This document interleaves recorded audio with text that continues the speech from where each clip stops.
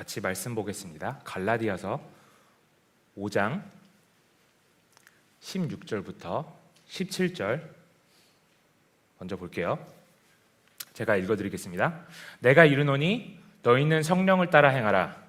그리하면 육체의 욕심을 이루지 아니하리라. 육체의 소욕은 성령을 거스르고 성령은 육체를 거스르나니 이 둘이 서로 대적함으로 너희가 원하는 것을 하지 못하게 하려 함이니라. 아멘. 자, 오늘은 지난 시간에 이어서 저희들의 적군에 대해서 배우고 있는데요. 지난번 시간에 혹시 뭐 배웠는지 기억하시나요? 네, 다들 갸우뚱하고 계신데 지난번 시간에 이제 세상에 대해서 배웠는데 오늘은 세상 말고 육신에 대해서 배울 거예요. 육신. 적이 세 개가 있다 그랬어요, 그죠? 세상과 육신과 사단이 있다고 했죠. 오늘은 그 육신에 대해서 배울 건데요. 한국 옛날 코미디 영화 중에 혹시 두사부일체라고 아시나요? 오래된 사람이라고 또 그런 눈으로 보시면 안 됩니다. 두사부일체라는 영화가 있는데 모르시는 분들을 위해서 잠깐 설명을 드리면은 이 조폭에서 간부급으로 활동하던 이 개두식이라는 사람이 너무 무식하다는 소리를 하도 많이 들어가지고 늦게라도 고등학교를 졸업하는 내용이에요. 이 소재가 되게 재밌어가지고 기억에 남는데 거기서 저는 기억에 남는 장면이 있어요. 이게 조폭 코미디 영화다 보니까 패싸움하는 장면이 이렇게 조금 나오거든요. 근데 그 패싸움 장면이 이게 좀 이게 웃겨요. 코미디라서. 거기에 김상두라는 캐릭터가 있습니다. 제가 정홍인 씨를 되게 좋아하는데 정홍인 씨가 이 김상두라는 역할을 했는데 이 김상두는 주특기가 검도였어요. 검도. 그래가지고 그 검도에서 쓰는 이 죽도만 들면은 그냥 뭐 10명이고 20명이고 그냥 혼자 다 이기는 거예요. 막 10대 20대 그냥 다 이기는 거예요. 근데 문제가 하나가 있어요. 뭐냐면은 이 죽도가 없으면은 맨손이면은 똘마니한테도 1대1로 두들려 맞는 거예요. 이 목검이 있으면 최강인데 목검이 없으면은 바보가 되는 거죠. 이 목검이 없는 상황에도 어떻게 해야 하나라는 것을 이렇게 좀 배워놨으면은 적어도 똘마니들한테 1대1로 지는 상황은 없었을 건데 말이죠. 우리가 이 영적 전쟁에 대해서 배우고 있는데 우리도 여러 상황에 대처하는 법을 그래서 배워야 됩니다. 한 특정 상황에서 우리가 정말 이건 이길 수 있어 이제 그렇게 된다고 하면은 전쟁이 끝나나요? 아니죠. 적군은 우리의 약점을 또 찾아서 그 상황으로 공격을 할 겁니다. 그래서 지난 시간에 세상이라는 우리 첫 번째 적에 대해서 배웠는데요.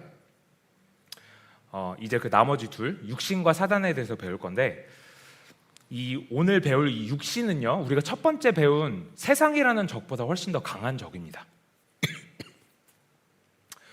오늘 배울 이 육신은요 지난 시간에 다룬 세상의 공격 방법 중 하나인 육신의 정욕과는 또 다른 거예요. 육신의 정욕은요 기억을 이렇게 더듬어 보시면은 바깥에서 우리를 자극해가지고 생리적 현상으로 죄를 짓도록 반응하게 하는 것이라고 배웠죠. 근데 오늘 배울 이 육신이라는 거는요 밖에서가 아니고 우리 안에서 우리를 자극하는 거예요. 밖과 안 다르죠.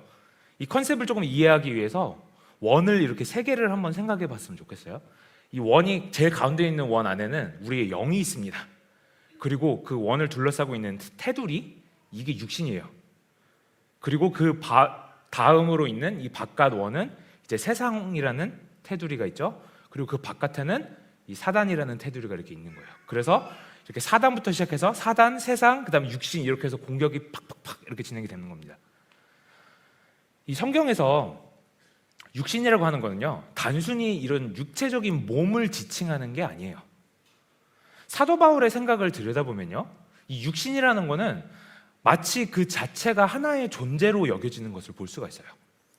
예를 들어서 로마서 8장 6절을 보면은 육신의 생각은 사망이요 영의 생각은 생명과 평안이니라 라는 말씀이 있어요. 이 말씀을 보면은 육신의 생각은 사망이요 라고 했는데 마치 육신이 하나의 주체로 우리의 생각에 영향을 주는 것을 볼 수 있어요. 따라서 육신은 단순히 고깃 덩어리 몸을 가리키는 게 아니고 우리 생각에 직접적으로 영향을 주는 역할을 하는 거예요.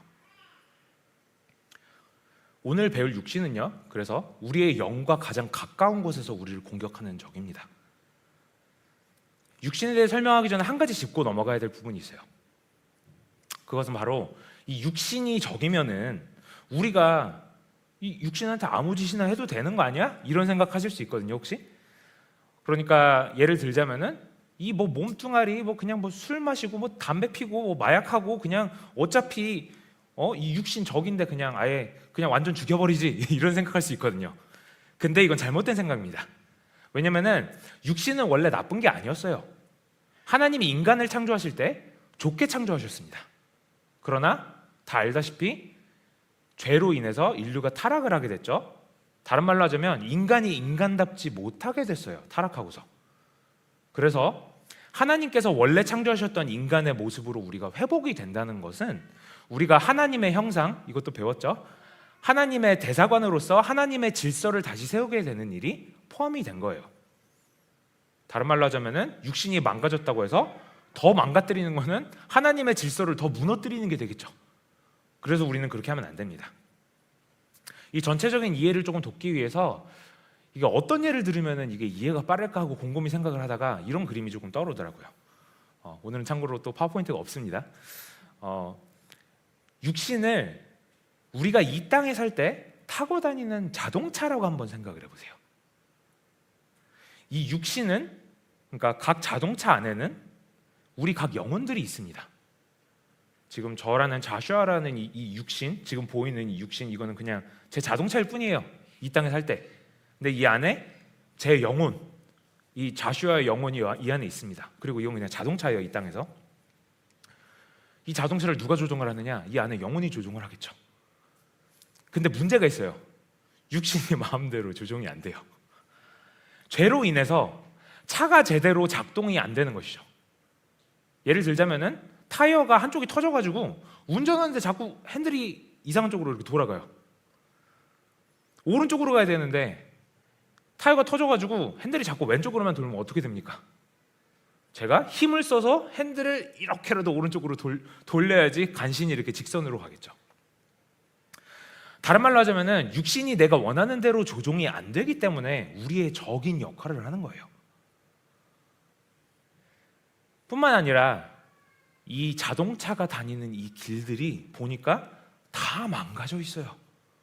저기에도 구멍이 펑 나 있고 여기 가면 또 타이어 터질 만한 막 가시 같은 거 있고 어두캄캄하고 위험하고, 그게 세상입니다. 우리 첫 번째 배웠던. 거기에 더 문제되는 게 있어요. 이게 도로가 이렇게 잘못됐으면 이거를 고쳐야 되는데 이거를 오히려 더 망가뜨리라고 지시하고 있는, 이 세상을 지배하고 있는 왕이 있습니다. 그게 사단이에요. 이 왕은 하는 일마다 빛을 어둡게 하고, 야 저기 밝다, 저기 불 꺼, 더 어둡게 만들어, 더 위험하게 만들어. 이것이 무질서와 혼란을 이렇게 가져오는 거예요. 그래서 이게 다음 시간에 배울 사단입니다. 오늘 이 육신은 과연 무엇이고 이것을 어떻게 대적해야 되는지를 배워볼 건데요. 같이 로마서 7장 15절부터 25절을 같이 보겠습니다. 조금 긴데요. 로마서 7장 15절부터 25절. 이 15절을 보면요, 재밌는 얘기가 나와요. 이거 사도 바울이 지금 쓴 거거든요. 내가 행하는 것을 내가 알지 못한대요. 아니 이게 뭔 소리지? 내가 하는 건데 내가 알지 못한다고?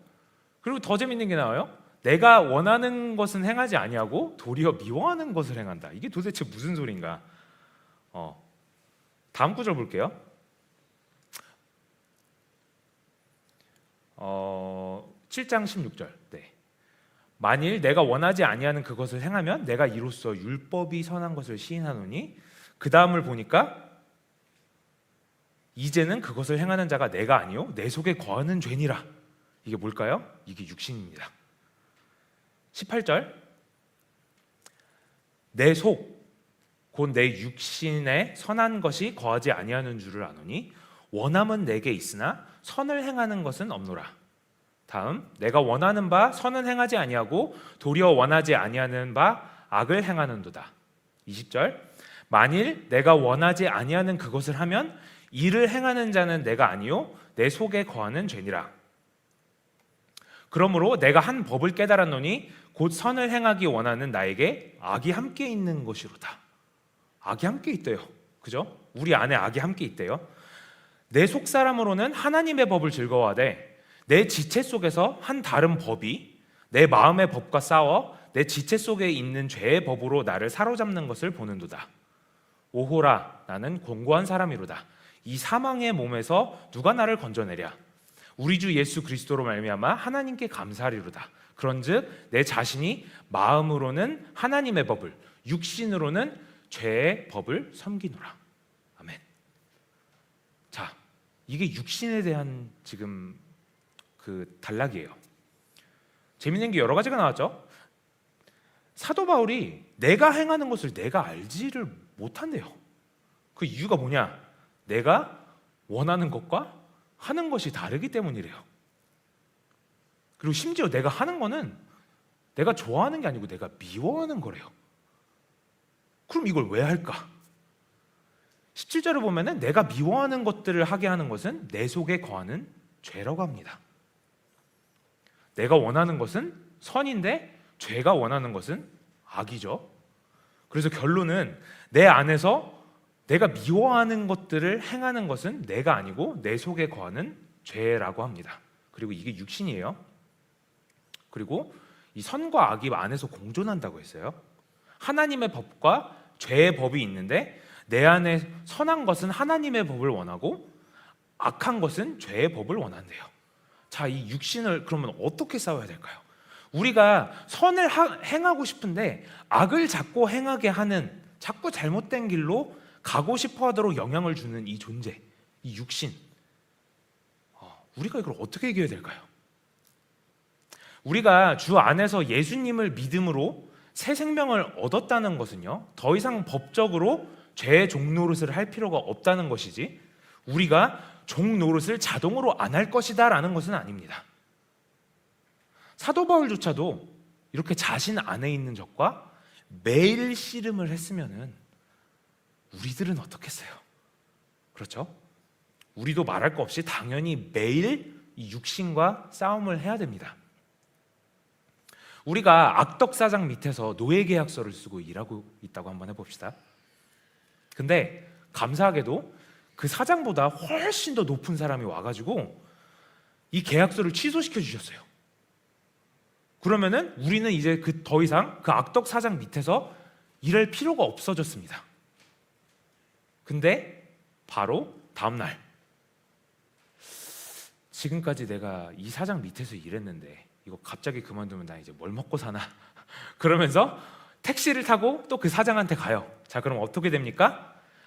거기서 더 이상 시달릴 필요가 없는데 또다시 종노릇을 하게 되는 거죠. 자기 발로.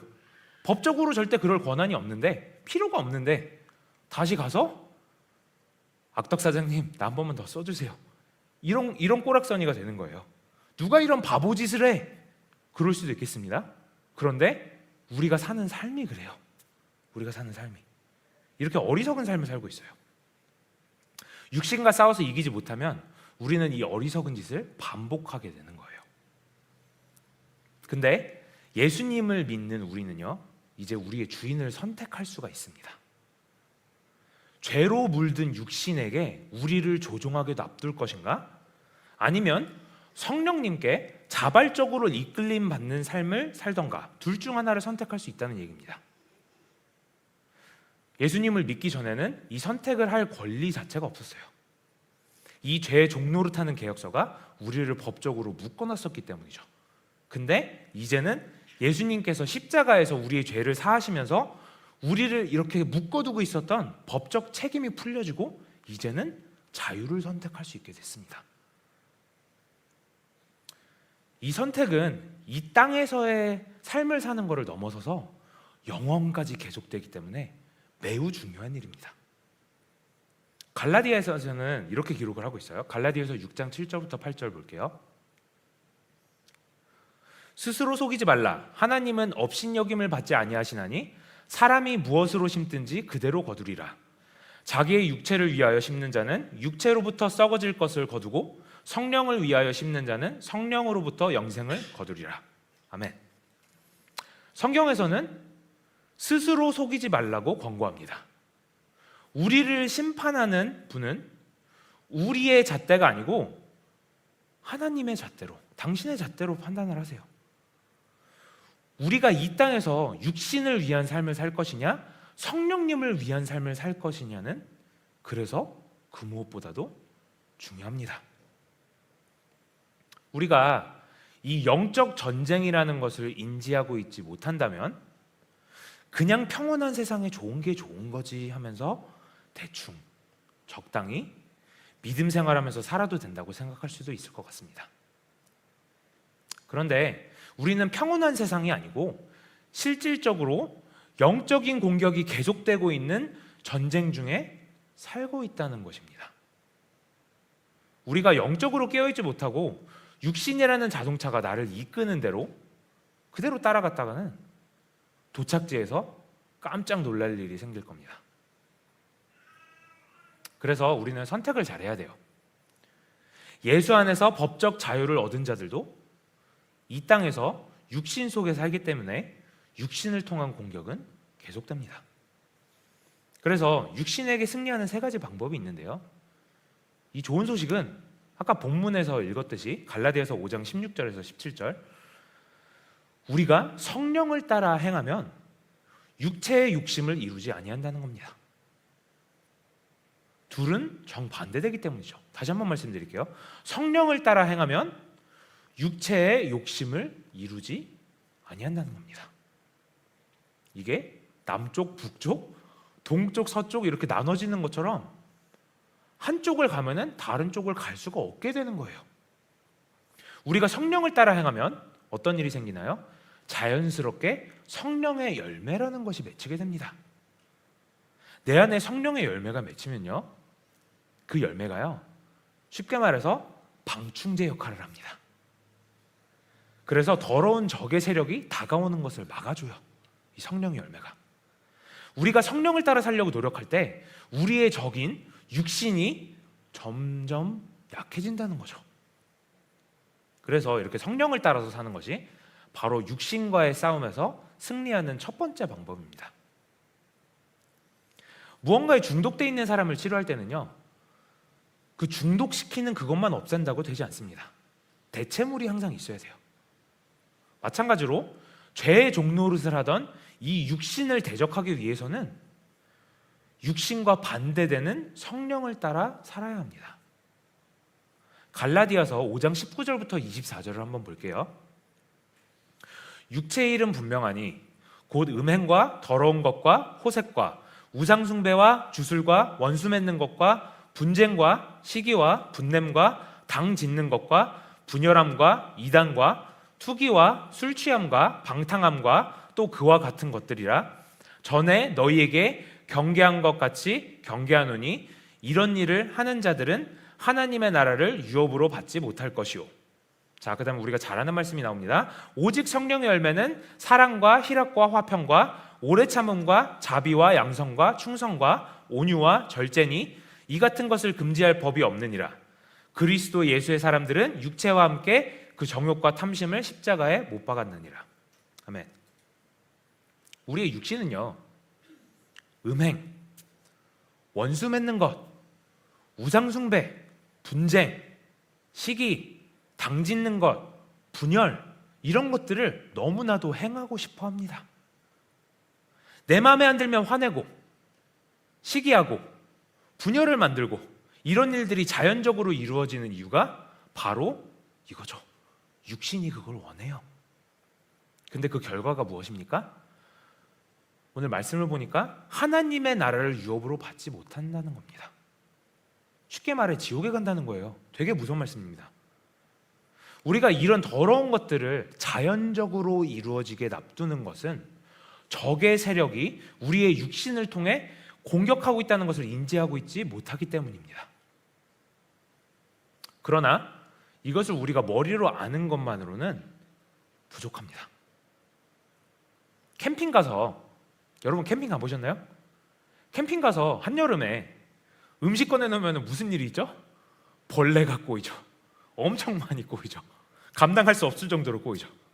이거를 우리가 알고 있다고 해서 해결이 됩니까? 안 됩니다. 방충망도 있어야 되겠고, 음식도 조심해서 알아서 꺼내야 되겠고, 방충제, 살충제 이것저것 다 해놔도 해결하기가 힘듭니다. 그런데 이 육신을 대적하는 것은 우리가 성령을 따라 사는 것으로 해결이 됩니다. 자, 그러면 성령을 따라서 어떻게 사느냐? 방법은 딱 하나입니다. 조금 전에 읽었는데 예수의 사람들은, 그러니까 믿는 사람들이라는 거죠. 그냥 교회 다니는 사람들이 아니고 진짜 그냥 예수님한테 그냥 사로잡힌 사람들이에요. 예수의 사람들은 육체와 함께 그 정욕과 탐심을 어떻게 했다고요? 십자가에 못 박았다고. 그래서 못 박아야 됩니다. 우리가 또 잘 아는 말씀 한 군데 더 볼게요. 갈라디아서 2장 19절부터 20절 보겠습니다. 내가 율법으로 말미암아 율법에 대하여 죽었나니 이는 하나님에 대하여 살려 함이라. 내가 그리스도와 함께 어떻게 했다고요? 십자가에 못 박혔나니 그런즉 이제는 내가 사는 것이 아니요 오직 내 안에 그리스도께서 사시는 것이라. 이제 내가 육체 가운데 사는 것은 나를 사랑하사 나를 위하여 자기 자신을 버리신 하나님의 아들을 믿는 믿음 안에서 사는 것이라. 아멘. 성령을 따라 사는 방법은요, 우리가 죽는 겁니다. 새 삶을 살려면요, 옛사람이 죽는 방법밖에 없어요. 다른 방법이 없습니다. 내가 죽기 싫어서 다른 방법을 찾으면요, 영원히 죽습니다. 왜? 내가 안 죽는다는 거는요, 내가 성령을 따라 살지 못한다는 것이기 때문이에요. 다른 말로 하자면 예수님 안에서 새로운 삶이, 거듭난 삶이 없다는 걸 얘기합니다. 예수님 안에서 새로운 삶, 거듭난 삶이 있다는 거는요, 내가 죽어야 가능한 거예요. 내가 죽지 않고 새 삶을 살지 못해요. 잠깐 좋은 일 했다고 성령님이 기뻐하시겠죠, 당연히. 근데 성령님을 따라 산다고 착각하시면 안 돼요. 우리가 성령님을 따라 산다는 거는요, 가끔 한 번, 두 번 성령님이 좋아하실 행동을 하는 것이 아니고요, 우리 라이프스타일, 우리가 삶을 살아가는 방식이 모든 것이 성령님께 의존하여서 살아간다는 것을 뜻합니다. 우리의 삶이 바뀌게 되면요, 우리의 라이프스타일이 바뀌게 되면요, 공격은 계속돼요. 공격은 멈추지 않아요. 그런데 그리고 가끔 넘어지기도 합니다. 그러나 더 이상 그 죄들의 종로를 타게 되지 않습니다. 우리의 말과 우리의 생각들 그리고 우리의 행동들이 모여서 우리의 삶을 이룹니다. 내가 10번 중에 9번 넘어지면 그 9번 넘어진 게 내 삶을 나타낼 거예요. 그죠? 그런데 10번 중에 9번 이기게 되면요, 이제는 더 이상 그 한 번 넘어진 것이 내 삶을 나타내지 않습니다.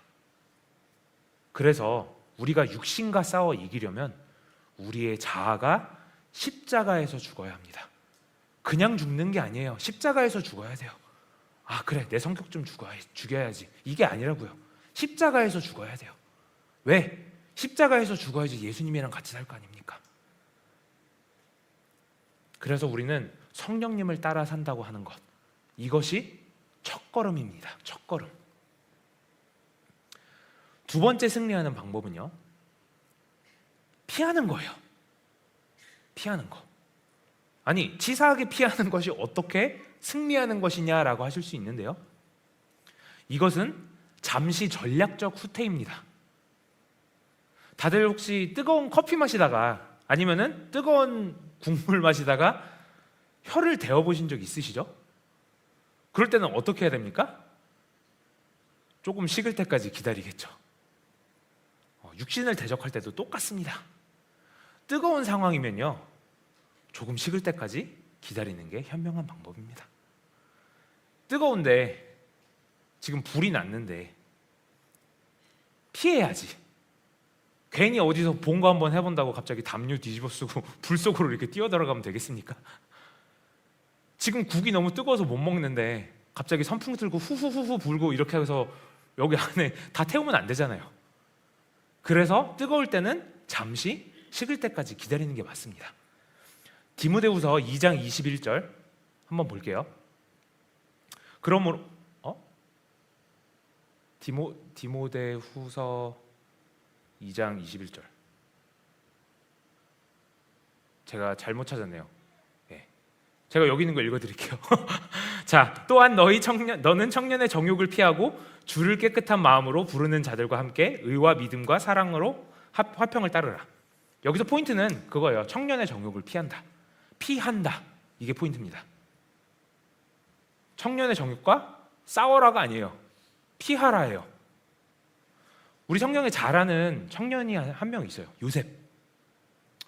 이 청년이 애굽의 종으로 팔려가게 됐는데 하나님의 도우심으로 보디발이라는 높은 사람의 집사가 됩니다. 그런데 보디발의 아내는 굉장히 음탕한 여자였어요. 이 잘생긴 요셉을 보고 어떻게 꼬셔볼까 매번 기회를 호시탐탐 노리다가 어느 날 보디발이 집에 없을 때 요셉의 옷을 잡아당기면서 자, 나와 동침하자. 이제 이런 상황까지 가게 됩니다. 그렇게 강하게 요구를 하게 됐어요. 자, 이때 요셉이 어떻게 했죠? 생각을 했나요? 주님 이거 어떻게 해야 되나요? 그 자리에서 기도를 했나요? 아니죠. 도망갔습니다. 그 상황을 피했어요. 왜? 그 상황이 너무 뜨거우니까. 지금 당장 피해야 되니까. 이거 큰일 날 것 같으니까 생각하는 게 아니고 그 자리에서 기도하는 게 아니고 그냥 피한 겁니다. 일단 성경에서 가장 지혜롭다고 알려진 솔로몬이 잠언 6장 26절에서 27절까지 이렇게 얘기를 했어요.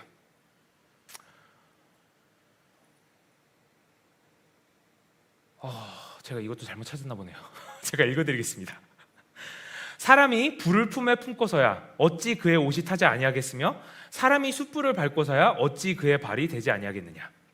자, 불을 품에 품고 옷이 타지 않을 수 없고 숯불을 밟고 발이 되지 않을 수 없는 것처럼 육신의 공격이 불처럼 뜨거울 때 무엇을 해보려고 하면 분명히 다칩니다. 그래서 어느 정도 식을 때까지 피하는 것이 해답입니다. 그런데 사도 바울이 말한 그 청년의 정욕은요, 단지 이런 음란한 것과 관련된 것을 말하는 것이 아닙니다.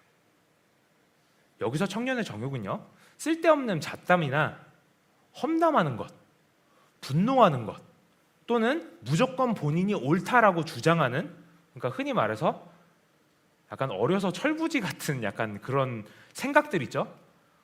자꾸 그냥 이기려고 하고 싸우려고 하고 그런 것들을 가리키는 거예요. 육신이 원하는 것, 쉽게 말하면 이 육신이 원하는 것들을 가리키는데, 그래서 그것을 싸우려고 할 때 어떻게 된다고요? 그 자리에서 대적하는 게 아니고 뜨거울 때는 피하는 게 상책이라고요. 예. 뜨겁게 험담하고 남을 비방하고 막 이렇게 말하는 사람들이 이렇게 모여있는 자리는 어떻게 해야 될까요? 거기 가서 내가 저기에 가서 소금과 빛이 되겠다 하면서 거기에 뛰어들어간다? 아니죠. 피해야 되겠죠. 뜨거운 곳이니까. 그죠? 뭐 1대1 상황이라서 좀 덜 뜨거울 때 그때 대응하는 것은 뭐 다른 얘기겠습니다만은 그 뜨거운 곳에 뛰어가는 건 어리석은 일이라는 거예요. 일단 뜨거울 때는 그래서 먼저 공격을 피해야 합니다. 부부싸움이 나려고 하는, 이제 둘 중에 누군가 한 명이 말 한마디만 잘못 던지면은 이제 대전정이 이제 날 그 상황에서 뻔히 아는데 한마디 던져가지고 그 폭탄을 이렇게 터뜨리지 마시고, 그런 마음이 들 때는 어떻게 해야 된다고요? 피하세요. 도망가세요. 예. 거기서 폭탄 터뜨리는 건 누가 원하는 걸까요? 예, 육신이 원하는 겁니다. 그래서 싸워서 이겨야 됩니다. 이 불붙은 성냥을요, 손에 오래 들고 있으면 화상 입습니다. 얼른 불을 확인하는 순간 일단 피하셔야 됩니다. 마지막으로 육신에게 승리하는 방법은요, 마음을 새롭게 하는 거예요. 마음을 새롭게 하는 것. 이것은 잘못 찾았을 리가 없습니다. 로마서 12장 2절을 한번 보겠습니다. 너희는 이 세대를 본받지 말고 오직 마음을 새롭게 함으로 변화를 받아 하나님의 선하시고 기뻐하시고 온전하신 뜻이 무엇인지 분별하도록 하라. 마음을 새롭게 해야 변화를 받고, 변화를 받아야 하나님의 선하시고 기뻐하시고 온전하신 뜻이 무엇인지 구별을 할 수 있습니다. 그뿐만 아니라 로마서 8장 6절을 보면요, 육신의 생각은 사망이요 영의 생각은 생명과 평안입니다 라고 기록을 하고 있습니다. 우리의 마음을 새롭게 함으로 생각의 변화가 없으면 사망이라는 것이죠. 사망. 자, 그렇다면 우리가 마음을 어떻게 새롭게 할 수 있을까요? 일단 첫 걸음은요, 정말 이기기를 원하는 마음가짐을 갖는 거예요. 이게 스포츠 선수들끼리 경기를 하는데 정말 이기고 싶어하는 마음이 없으면은 이기기가 굉장히 힘들겠죠. 전쟁에서 정말 이기고 싶은 마음이 없으면 지는 거는 물보듯 뻔합니다. 그죠? 다른 말로 하자면은 이 육신과의 싸움을 진지하게 받아들여야 한다는 거예요. 아, 그래, 뭐 그냥 성경에서 나온 컨셉이니까 그럴 수 있어, 이런 식이 아니라고요. 정말 진지하게 내가 매일 싸워야 하는 적이라고 받아들여야 된다는 거예요. 내가 진지하게 임하지 않는다고 상대방이 진지하게 공격을 안 하는 것이 아니죠. 우리가 권투 경기 중이라고 생각을 해보면요, 상대방이 막 이렇게 펀치를 날리는데 내가 이길 마음이 없으면 그냥 두들겨 맞는 거죠. 정신없이. 그죠? 계속 두들겨 맞으면서 반응이 없으면 어떻게 돼요? 그만 때릴까요? 아니에요. 계속 때려요. 정신을 잃을 때까지 맞는 거예요. 그런데 어떤 공격이 들어왔을 때 방어를 하면서 하지마! 하고 같이 이렇게 휘두르면은 상대방도 다시 똑같은 방법으로 쉽게 공격을 하지 못하겠죠. 이 방어하고 반격이 가능하려면요, 일단 정말 이 싸움에서 이기기를 원하는 마음가짐이 있어야 돼요. 그래서 이대로 있다간 죽겠구나, 죽기 살기로 싸워야 됩니다. 정말 하나님 한 분만으로 내 인생을 살고 싶은 마음이 있어야 합니다. 이런 격투 스포츠에 임하는 사람들이요, 대부분 공통적으로 말하는 게 있더라고요. 싸움은 90% 이상이 머리에서 하는 거라고. 혹시 들어보신 적 있으신지 모르겠어요. 영적 싸움도 마찬가지입니다. 육신을 통한 공격도요, 사실은 다 머리, 그러니까 생각에서 시작됩니다. 생각을 더 많이 하면 좋을까요? 지금 펀치가 막 날라오면요, 생각이고 뭐고 할 수가 없어요. 그때는 이미 그동안 훈련해왔던 본능적인 움직임으로 피하고 반격을 해야 돼요. 그때는 생각할 때가 아니에요. 생각하고 있는 동안에 계속 맞거든요. 그래서 펀치가 막 날라오는 동안에 훈련을 하는 게 아니에요. 훈련은 그 전에 하는 거예요. 펀치를 계속 맞게 되면 어떻게 될까요? 우리의 잘못된 생각을 합리화하게 됩니다. 펀치 날라오는 것을 보고 피했으면은 이거 죄다, 이렇게 생각을 하고 멈췄을 건데, 이거 죄인가? 팍 맞고 이런 건 죄가 아닐 것 같은데, 이렇게 된다고요. 한 방 더 맞고 생각할 때는 이미 그때는 생각을 합리화를 해버린 상태입니다. 당시 상황에는 괜찮다가 집에 가서 곰곰이 생각해 보니까 생각할수록 열받았던 경험 있으십니까? 그 당시에는 괜찮았는데, 이게 운전하고 가면서 집에 가서 곰곰이 생각을 해보니까, 근데 그 사람은 왜 말을 그렇게 해? 그 상황에서 꼭 그렇게 했어야 돼? 이런 적 없으십니까? 어디에서 싸움이 일어난 거죠? 생각입니다. 생각. 이 생각은 누가 주는 거라고요? 육신이 주는 생각입니다. 화내고 분노하고 질투하고 시기하고 우리를 죄로 이끌고 사망에 이르게 하는 이것들이 다 생각에서 옵니다. 처음에 육신으로 공격을 받으면요, 팍 맞고 뭐 설마 이런 걸로 죽기야 하겠어? 할 수 있는데요, 정신 차려보면은 영적 중환자실에서 깨는 거예요. 그래서 마음을 새롭게 하는 것이 중요합니다.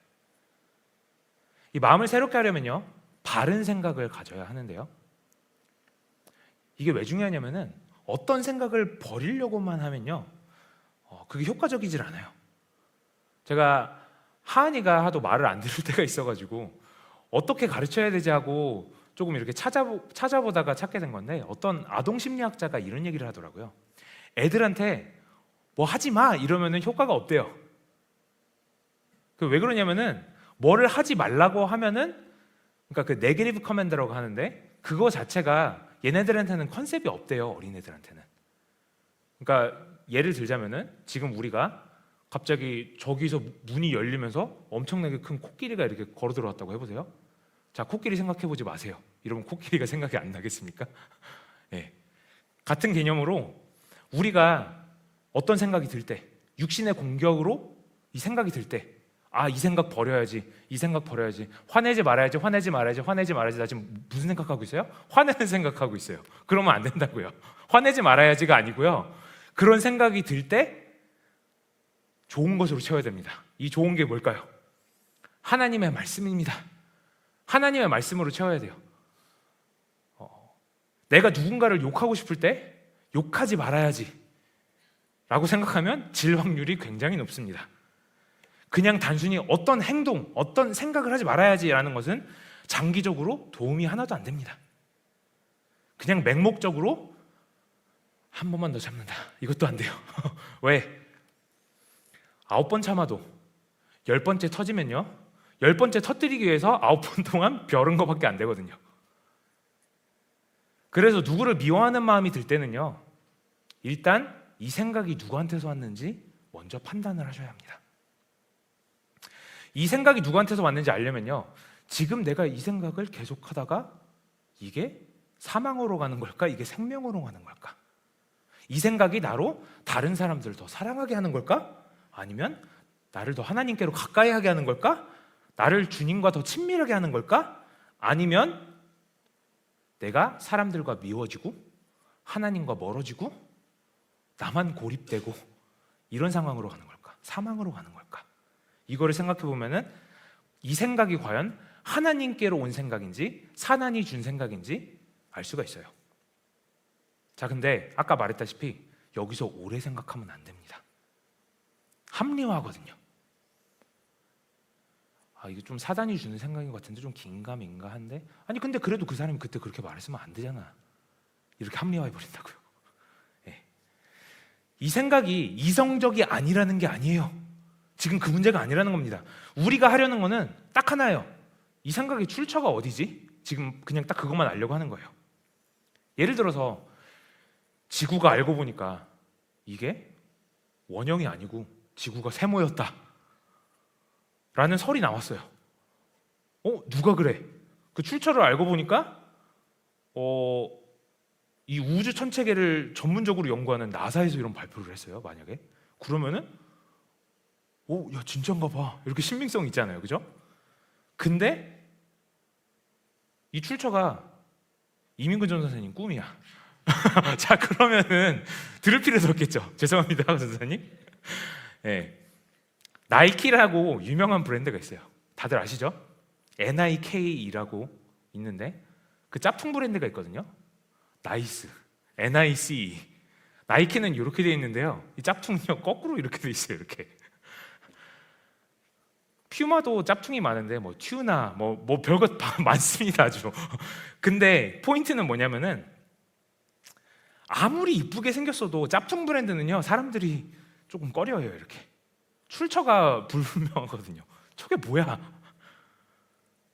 저거 조금 나이키랑 비슷하게 생겼는데 뭔가 좀 아닌 것 같은데, 자세히 보니까 좀 아닌 것 같은데. 이 생각이 과연 하나님께로 온 것인가? 아니면은 이 짝퉁 사단 세력이 육신을 통해 준 것인가? 내용을 보는 게 아니에요. 출처를 확인을 해야 돼요. 출처. 특히나 우리가 주님의 뜻대로 살려고 할 때마다 이런 분별이 정확히 필요합니다. 갑자기 일이 바빠진다든지, 갑자기 급한 일이 생긴다든지, 갑자기 더 중요한 것 같이 보이는 사역들이 생겨난다든지, 갑자기 막 몸이 안 좋아지든지, 막 여러 가지 이유는 있을 수가 있어요. 이 여러 가지 등등으로 나의 생각을 주님의 뜻대로 행하고 있던 것에서 멀리하게 하는 짭퉁 생각들을 발견을 해야 돼요. 굉장히 이성적입니다. 굉장히 합리화시키기 쉬운 생각들이에요. 그런데 출처를 보셔야 돼요. 출처. 아니라는 것이 발견되는 순간 어떻게 해야 돼요? 가차없이 버려야 됩니다. 언젠가는 쓰겠지 하고 이렇게 어디나 꼼쳐놓는 게 아니고요. 버려야 돼요. 테러리스트가 우편물에 폭탄을 보냈는데 포장을 이쁘게 했다고 해가지고 뜯어보면 되겠습니까? 열어보는 순간 합리화시키게 되고 현혹되게 됩니다. 그래서 의도적으로 우리가 생각의 출처를 확인을 해야 돼요. 우편물을 여시기 전에 보낸 사람이 누군지를 먼저 보세요. 이거 누가 보낸 거야 이거? 뭔데 이렇게 큰 걸 보냈지? 아 이거 나를 생각해서 이런 거를 다 이게 아니고요. 누구야? 아 이거 갖다 버려야 되겠다. 이렇게 돼야 돼요.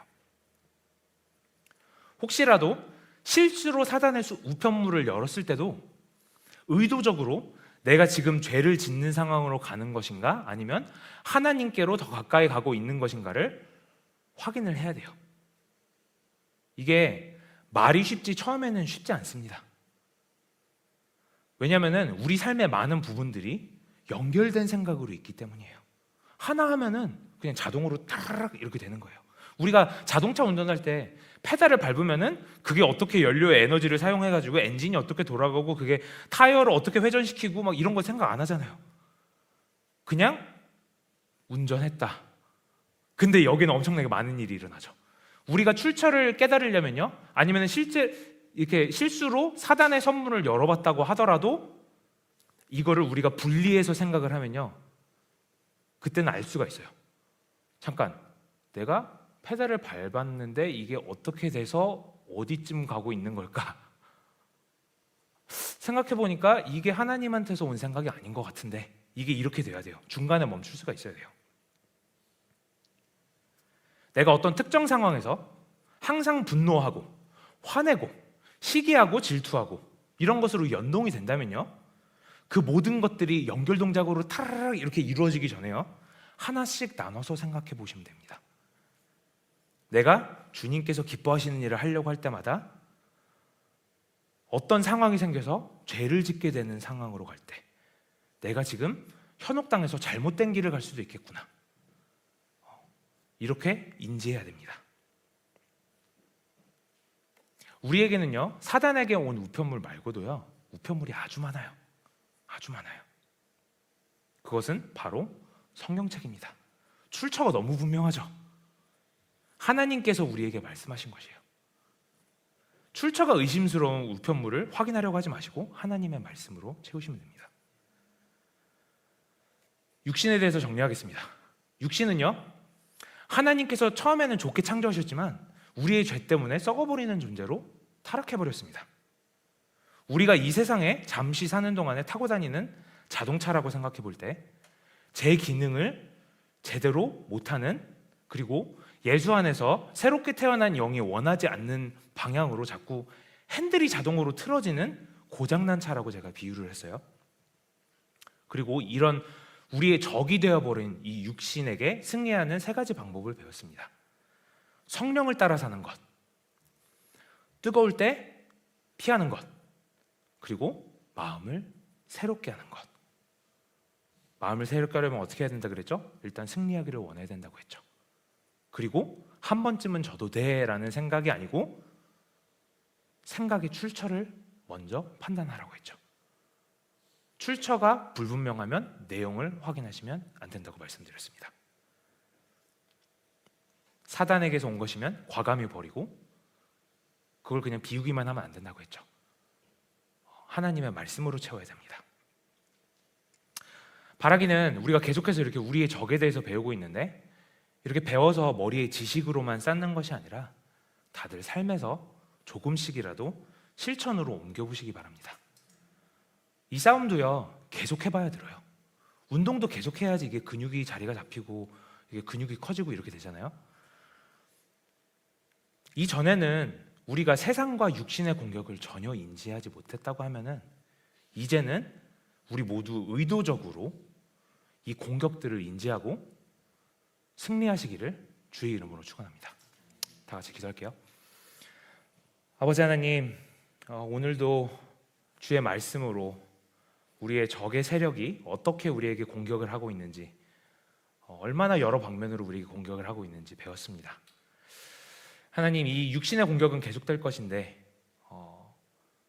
저희들이 이 매일 싸우는 과정 가운데 주님께만 의지하게 하시고 오늘 배운 것처럼 성령을 따라 살게 하시고 이 육신의 공격이 너무나도 뜨거울 때는 그 자리에서 바로 맞대응해서 싸우는 것이 아니라 오늘 배운 것 같이 현명하게 그 자리를 일단 피할 수 있는 그런 지혜도 허락하여 주시옵소서. 그리고 주님께서 마음을 새롭게 하라고 하셨습니다. 하나님, 이제는 정말 이 싸움에서 우리가 꼭 이겨야 되겠다, 이런 마음으로만 가득 채워주시고 이제는 모든 생각을 그냥 열어보는 것이 아니라, 그냥 허용하는 것이 아니라 모든 생각의 출처를 먼저 확인을 하고 그 다음에 내용문을 확인할 수 있도록 하나님 저에게 그런 지혜도 허락하여 주시옵소서.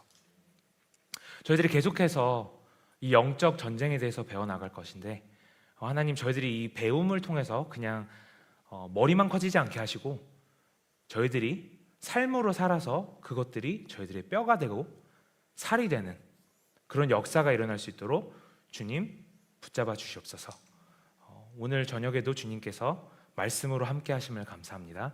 예수님 이름으로 기도합니다. 아멘. 우리 주기도문으로 마치겠습니다. 하늘에 계신 우리 아버지, 아버지의 이름을 거룩하게 하시며 아버지의 나라가 오게 하시며 아버지의 뜻이 하늘에서와 같이 땅에서도 이루어지게 하소서. 오늘 우리에게 일용할 양식을 주시고 우리가 우리에게 잘못된 사람을 용서하여 준 것 같이 우리 죄를 용서하여 주시고 우리를 시험에 빠지지 않게 하시고 악에서 구하소서. 나라와 권능과 영광이 영원히 아버지의 것입니다. 아멘.